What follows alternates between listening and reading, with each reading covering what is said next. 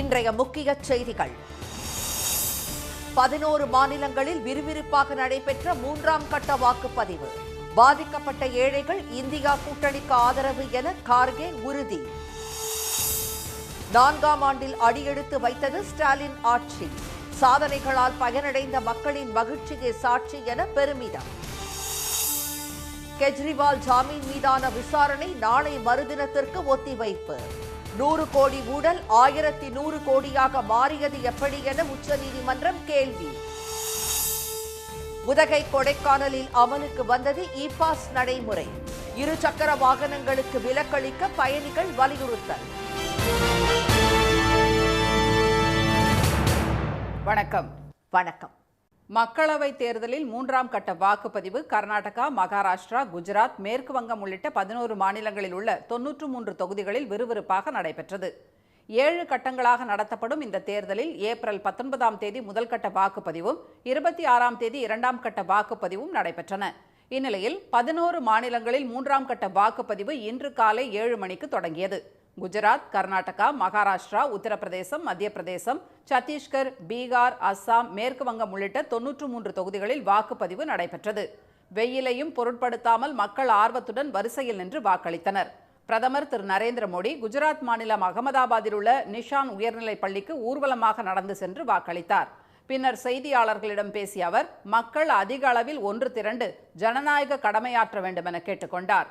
உள்துறை அமைச்சர் திரு அமித்ஷா அகமதாபாத் நரன்புரா பகுதியிலும், உத்தரப்பிரதேச ஆளுநர் திருமதி ஆனந்திபென் அகமதாபாத்திலும் வாக்களித்தனர். சமாஜ்வாதி கட்சி தலைவர் திரு அகிலேஷ் யாதவ் அவரது மனைவி திருமதி டிம்பிள் யாதவுடன் சைஃபை தொகுதியில் வாக்களித்தார். கர்நாடக மாநிலம் கலபுர்கியில் அகில இந்திய காங்கிரஸ் தலைவர் திரு மல்லிகார்ஜுன கார்கே தமது வாக்கினை பதிவு செய்தார். மத்திய பாஜக ஆட்சியால் பாதிக்கப்பட்ட ஏழைகளும் விவசாயிகளும் இந்தியா கூட்டணிக்கு ஆதரவளிப்பார்கள் என்று அவர் நம்பிக்கை தெரிவித்தார். தேர்தல் திருவிழாவையொட்டி கர்நாடக மாநிலம் சிவமோகா தொகுதிக்கு உட்பட்ட வாக்குச்சாவடி ஒன்று அரண்மனை போன்று வடிவமைக்கப்பட்டிருந்தது. அங்கிருந்த தேர்தல் அலுவலர்களும் அரண்மனை பணியாளர்கள் போல ஆடை ஆபரணங்கள் அணிந்து பணியாற்றியது வாக்காளர்களை பெரிதும் கவர்ந்தது. வாக்களித்த பின் கிரீடம் அணிந்து சிம்மாசனத்தில் அமர்ந்து செல்ஃபி எடுக்கவும் ஏற்பாடு செய்யப்பட்டிருந்தது. 3ஆம் கட்ட மக்களவைத் தேர்தலில் மாலை 5 மணி நிலவரப்படி கிட்டத்தட்ட 60% வாக்குகள் பதிவானதாக தகவல் வெளியானது. அதிகபட்சமாக அஸ்ஸாமில் 75% வாக்குகள் பதிவானதாகவும், உத்தரப்பிரதேசம், குஜராத் மற்றும் மகாராஷ்டிராவில் வாக்குப்பதிவு மந்தமாக இருந்ததாகவும் செய்திகள் வெளியாகியுள்ளன. திராவிட மாடல் அரசின் சாதனைகளுக்கு பயனடைந்தவர்களின் முகத்தில் தெரியும் மகிழ்ச்சியே சாட்சி என்று கூறியுள்ள முதலமைச்சர் திரு மு க ஸ்டாலின் தமது ஆட்சி சொல்லாட்சி அல்ல செயலாட்சி என்றும் குறிப்பிட்டுள்ளார். திரு ஸ்டாலின் தலைமையிலான அரசு பொறுப்பேற்று 3 ஆண்டுகள் நிறைவடைந்து இன்று 4வது ஆண்டில் அடியெடுத்து வைத்துள்ளது.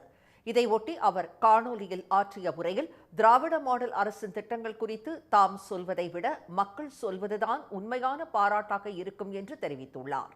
இந்த 3 ஆண்டு காலத்தில் நான் செஞ்சு கொடுத்த சாதனைகள், திட்டங்கள், நன்மைகள் என்னென்னு தினந்தோறும் பயனடைந்த மக்களின் முகங்களில் இருக்கும் மகிழ்ச்சியே சாட்சி.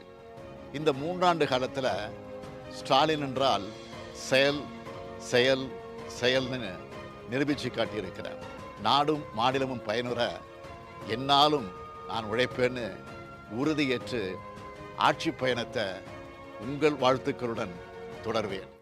தமது அரசு செயல்படுத்தி வரும் மகளிர் உரிமை திட்டம், தோடி விடுதி திட்டம், விடியல் பகன திட்டம், முதலமைச்சரின் காலை உணவு திட்டம் உள்ளிட்டவை குறித்து பயனடைந்தோர் மகிழ்ச்சி தெரிவித்த காட்சிகளை திரு ஸ்டாலின் சமூக வலைதளத்தில் பகிர்ந்துள்ளார்.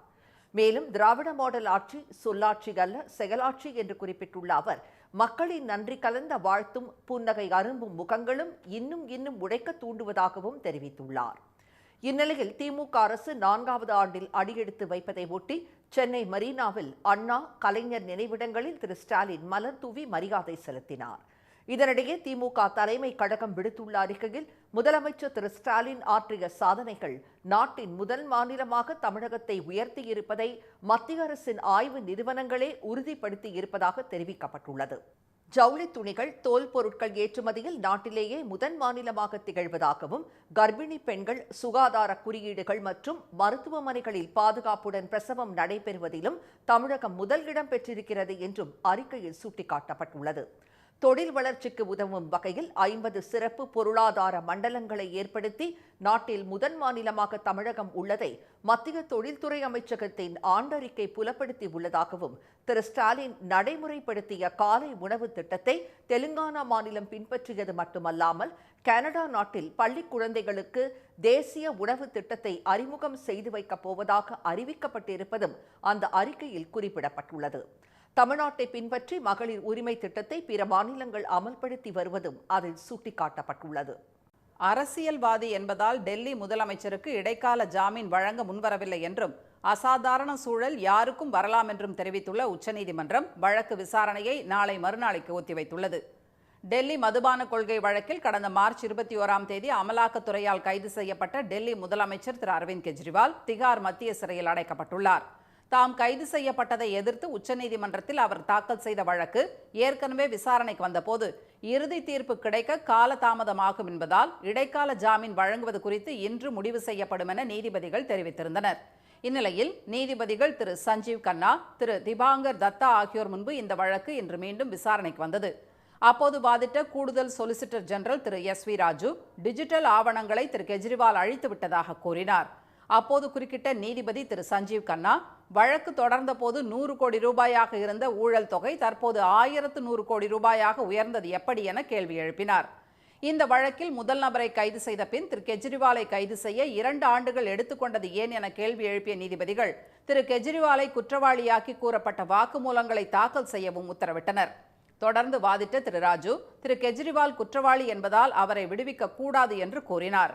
ஆனால் அதனை ஏற்க மறுத்த நீதிபதிகள் தேர்தல் நடைபெற்று வருவதாலும் மக்களால் தேர்ந்தெடுக்கப்பட்ட முதலமைச்சர் திரு கெஜ்ரிவால் என்பதாலும் அசாதாரணமான வழக்கு இது என்று சுட்டிக்காட்டினர்.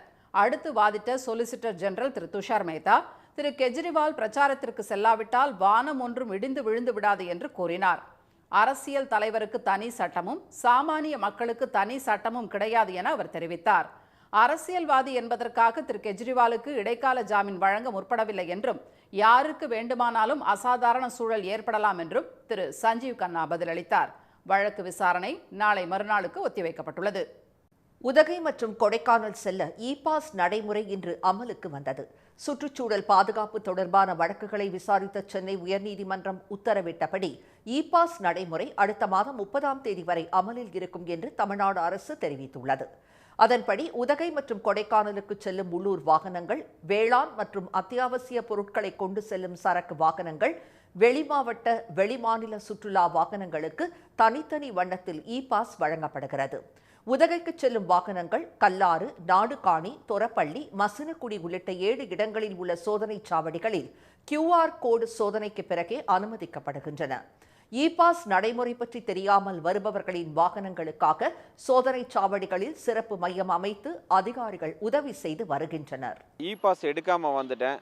அப்புறம் செக் போஸ்ட்டில் வந்து செக் பண்ணாங்க. இந்த மாதிரி இ-பாஸ் எடுத்தீங்களான்னு கேட்டாங்க. எடுக்கலைன்னு சொன்னேன். அப்புறம் அதிகாரிகள் வந்து இ-பாஸ் எடுக்கிற ப்ரொசீஜர் இப்படி தான் சொன்னாங்க. ஃபோன் நம்பரு எல்லாமே அவங்களே கேட்டாங்க. கார் நம்பர் எல்லாம் கேட்டாங்க. அவங்களே ரெடி பண்ணி இதுதான் ப்ரொசீஜர், நீங்கள் இப்படி தான் போகணும்னு சொல்லி சொன்னாங்க.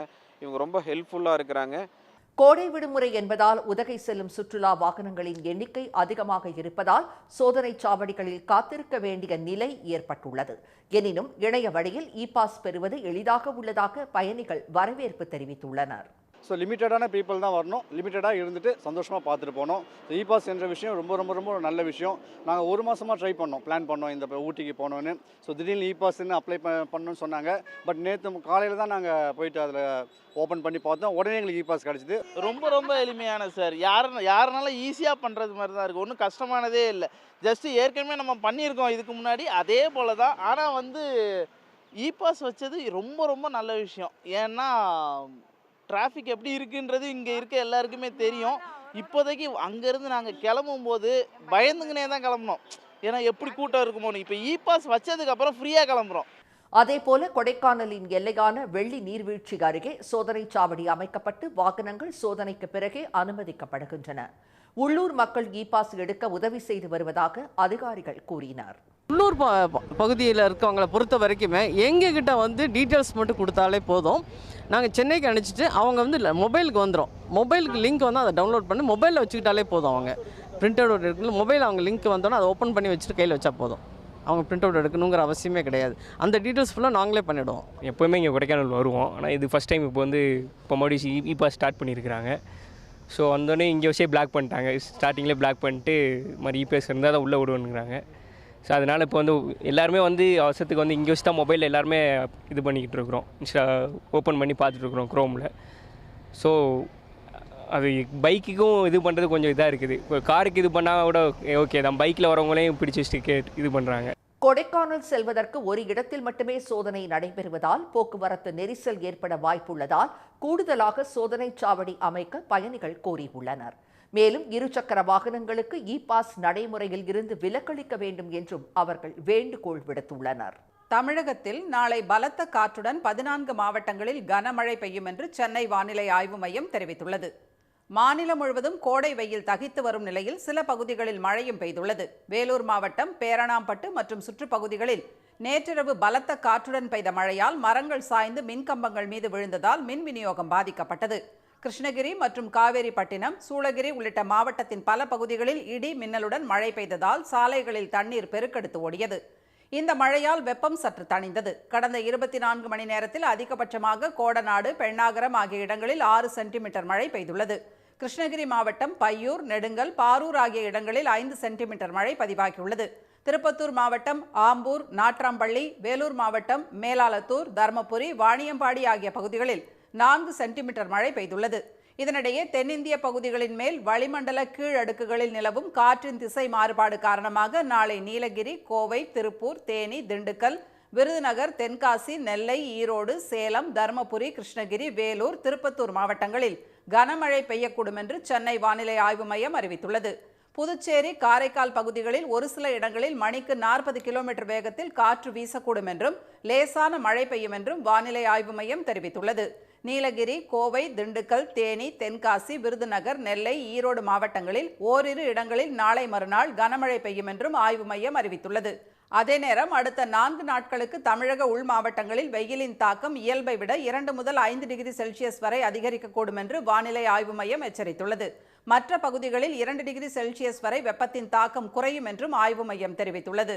சென்னை மற்றும் புறநகர் பகுதிகளில் வானம் மேகமூட்டத்துடன் காணப்படும் என்றும் அதிகபட்ச வெப்பநிலை 37 டிகிரி செல்சியஸ் வரை பதிவாகும் என்றும் வானிலை மையம் கூறியுள்ளது. இனி வருவது செய்தி துளிகள். தாம் ஆடுவது போல செயற்கை நுண்ணறிவு தொழில்நுட்ப உதவியுடன் எக்ஸ் வலைதளத்தில் பதிவேற்றம் செய்யப்பட்ட காணொலி மகிழ்ச்சி தருவதாக பிரதமர் திரு மோடி தெரிவித்துள்ளார். அதை பதிவிட்டவர் இதற்காக சர்வாதிகாரி தன்னை கைது செய்ய மாட்டார் என குறிப்பிட்டிருந்தார். அந்த வீடியோவை திரு மோடி தனது எக்ஸ் பக்கத்தில் மறுபகிர்வு செய்துள்ளார். +2 தேர்வில் 469 மதிப்பெண்களுடன் வெற்றி பெற்ற நெல்லை மாவட்டம் நாங்குநேரியைச் சேர்ந்த சாதிய வன்கொடுமை தாக்குதலுக்குள்ளான மாணவர் சின்னதுரை, ஒரே திருநங்கை மாணவியாக தேர்வு எழுதி வென்ற சென்னையைச் சேர்ந்த நிவேதா ஆகியோர் முதலமைச்சர் திரு மு.க. ஸ்டாலினை சந்தித்து வாழ்த்து பெற்றனர். அவர்களது உயர்கல்வி செலவை அரசு ஏற்கும் என தெரிவித்த முதலமைச்சர் திருக்குறள் புத்தகம் மற்றும் பேனாவை மாணவர் சின்னதுரைக்கு பரிசளித்தார். மார்க் ஸ்கோர் பண்ணால முதலமைச்சர் வந்து பார்க்க வர சொல்ல வாழ்த்துக்கள் சொல்லாதாங்க. அப்புறம் வந்து வாழ்த்துக்கள் சொல்லாங்க. என் பேர் படியில் உதவி பண்ணுறேன்னு சொல்லியிருக்காங்க. நான் வேறு இல்லை படிப்பேன். மேற்கொண்ட படிப்புக்கு அவரே நான் பார்த்துக்கிறேம்மா, நீ என்ன படிக்க விரும்புறியோ சொல்லு, நான் பார்த்துக்கிறேன், முழு செலவையும் நானே ஏற்றுக்கிறேன் அப்படின்ட்டு சொல்லியிருக்காங்க. நான் டாக்டர் தான் படிக்கணும்னு சொன்னேன். நீட் ப்ரிப்பேர் பண்ணாங்க. ஸ்கூல்லேயே ஒரு கோச்சிங் கிளாஸ் அரேஞ்ச் பண்ணி எக்மோரில் கொடுத்துருந்தாங்க. அதில் போய் நீட் ப்ரிப்பேர் பண்ணி எக்ஸாம் எழுதினேன். நல்லா தான் மார்க் வரும்னு நானும் எதிர்பார்த்தேன். சேலம் மாவட்டம் சங்ககிரி அடுத்த தேவூர் சுற்றுவட்டார பகுதிகளில் நேற்றிரவு பலத்த சூறாவளி வீசியதில் 3000க்கும் மேற்பட்ட வாழை மரங்கள் முறிந்து விழுந்தன. இதுகுறித்து கணக்கீடு செய்து உரிய இழப்பீடு வழங்க வேண்டும் என விவசாயிகள் கோரியுள்ளனர். பன்ருட்டி பகுதியில் கடும் வெயில் காரணமாக முந்திரி பூக்களும் பிஞ்சுகளும் கருகி விழுவதால் விவசாயிகள் வேதனை அடைந்துள்ளனர். போதிய மழை இல்லாததாலும் வெயில் தாக்கத்தாலும் முந்திரி பூக்கள் குறைந்த அளவிலேயே பூத்ததாகவும் காய்ப்பு தருணத்தில் பிஞ்சிலேயே கருகி வீணாவதாகவும் விவசாயிகள் கூறினர். ஆண்டுக்கு ஒரு முறை தான் வந்து எங்களுக்கு இந்த இதில் வருமானம். எங்களுக்கு இந்த வெயிலோட தாக்கத்தில் கோடையில் ரொம்ப சிரமமாக இருக்குது. எல்லாம் பூலாம் கருகி போச்சு. போன வருஷம் போட்ட முதலீடு இந்த வருஷம் முதலீடு எடுக்க முடியல. முந்திரி வெய்ய தான் காரணமாக தண்ணி தான் கட்டிச்சு. அது தண்ணி கட்டி புண்ணியம் இல்லாத கருகி போச்சு சுத்தமாக. நாகை மாவட்டம் பனங்குடியில் சிபிசிஎல் ஆலைக்கு எதிராக 3 ஊராட்சிகளைச் சேர்ந்த பொதுமக்கள் தர்ணா போராட்டத்தில் ஈடுபட்டனர். சுத்திகரிப்பு ஆலை விரிவாக்கத்துக்காக பனங்குடி, கோபுராஜபுரம், முட்டம், நரிமணம் பகுதிகளில் 620 ஏக்கர் விவசாய நிலம் கையகப்படுத்தப்பட்டது. அதற்காக உரிய இழப்பீட்டுத் தொகை வழங்காததை கண்டித்தும் நிலம் கொடுத்த கிராமங்களைச் சேர்ந்தவர்களுக்கு வேலைவாய்ப்பு வழங்க கோரி இந்த போராட்டம் நடைபெற்றது. சிபிசியில் வந்து இந்த ஊர் நம்முடைய மாவட்டம் சிலிக்குன்னு சொல்லிட்டு நாங்கள் நிலத்தை கொடுத்தோம். ஆனால் எடுத்து இது வரைக்கும் 2 வருடங்களுக்கு மேலாக ஆகிறது. ஆனால் இந்நாள் வரை யாருக்கும் ஒரு வேலைவாய்ப்போ அது சம்பந்தமான பணியையோ மேற்கொள்ளவில்லை. கேட்டால் பலவித காரணங்களை சொல்லிக்கிட்டே இருக்கிறாங்க. நாங்கள் நிலத்தை கொடுத்துட்டு இத்தனை பேர் நாங்கள் இருக்கிறோம். இது இல்லாமல் இந்த நிலத்தை சாகுபடி பண்ணவங்க இதில் பாதிக்கப்படுறாங்க. அதுவும் இல்லாமல் கூலி தொழிலாளிகள் இங்கே பாதிக்கப்படுறாங்க. இன்றைய வர்த்தக முடிவில் மும்பை பங்குச்சந்தை குறியீட்டு எண் சென்செக்ஸ் 384 புள்ளிகள் குறைந்து 73,512 புள்ளிகளாக இருந்தது. தேசிய பங்குச்சந்தை குறியீட்டு எண் நிஃப்டி 140 புள்ளிகள் சரிந்து 22,302 புள்ளிகளாக நிறைவடைந்தது. சென்னையில் இன்று ஆபரண தங்கத்தின் விலை சவரனுக்கு 240 ரூபாய் உயர்ந்து ஒரு சவரன் 53,120 ரூபாயாகவும் 1 கிராம் 6,640 ரூபாயாகவும் உள்ளது. வெள்ளி விலை கிராமுக்கு 1 ரூபாய் அதிகரித்து 1 கிராம் 88 ரூபாய் 50 காசுகளாக உள்ளது. மீண்டும் இன்றைய முக்கிய செய்திகள். மக்களவைத் தேர்தலில் 3ஆம் கட்ட வாக்குப்பதிவு கர்நாடகா, மகாராஷ்டிரா, குஜராத் உள்ளிட்ட 11 மாநிலங்களில் உள்ள 93 தொகுதிகளில் விறுவிறுப்பாக நடைபெற்றது. திராவிட மாடல் அரசின் சாதனைகளுக்கு பயனடைந்தவர்களின் முகத்தில் தெரியும் மகிழ்ச்சியே சாட்சி என்று முதலமைச்சர் ஸ்டாலின் தெரிவித்துள்ளார். அரசியல்வாதி என்பதால் கெஜ்ரிவாலுக்கு இடைக்கால ஜாமீன் வழங்க முன்வரவில்லை என்று தெரிவித்துள்ள உச்சநீதிமன்றம் வழக்கு விசாரணையை நாளை மறுதினத்துக்கு ஒத்திவைத்துள்ளது. இத்துடன் இந்த செய்திகள் நிறைவடைகின்றன.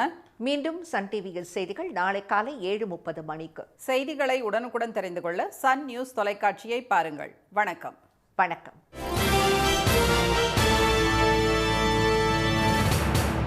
உடனுக்குடன் செய்திகளை தெரிந்து கொள்ள சன் நியூஸ் பெல் ஐகானை கிளிக் பண்ணுங்க.